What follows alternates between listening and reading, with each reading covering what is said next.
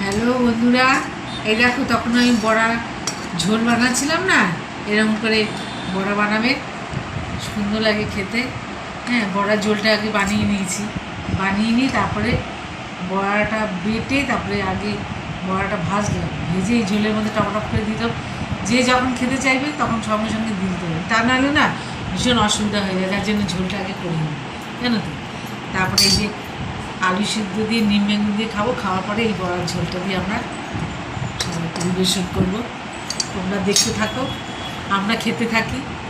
হ্যাঁ, ভালো লাগলে একটুখানি আমাদেরকে বলবে, তারপরে একটু ভালোবাসা দিলে তো আরও তো কোনো উত্তম, মানে কোনো কথাই নেই, উত্তম একদম, যাকে বলে উত্তম, তাই না? খুব ভালো থেকো, ভালো থেকো, সবাই ভালো থেকো বন্ধুরা। আমি চাই তোমরা ভালো থাকো, সবাইকে দিয়ে ভালো থাকো। হ্যাঁ, খুশি। ডালটা তো আনতে ভুলে গেলাম, এই ঝোলটা দিয়ে মেখে খা, তবে আলু সিদ্ধটা দিয়ে খা, দেখবি দারুণ খাবি। খেয়ে দেখ, কোনো কিছু না হলে একটু আলু তরকারি যদি বানাই না, আলু তরকারি দিয়ে পাঁপড় ভাজা দিয়েও খাওয়া হয়ে যায়, তাই না বলো? ঠিক আছে, টাটা।